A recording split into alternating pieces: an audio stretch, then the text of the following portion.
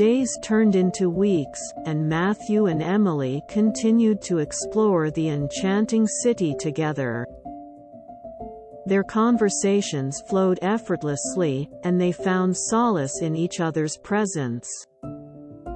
As their friendship deepened, Matthew mustered the courage to ask Emily on a romantic date.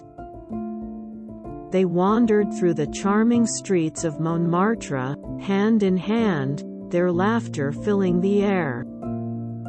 They visited art galleries, savored delicious pastries in cozy cafes, and danced beneath the moonlit sky along the Seine River.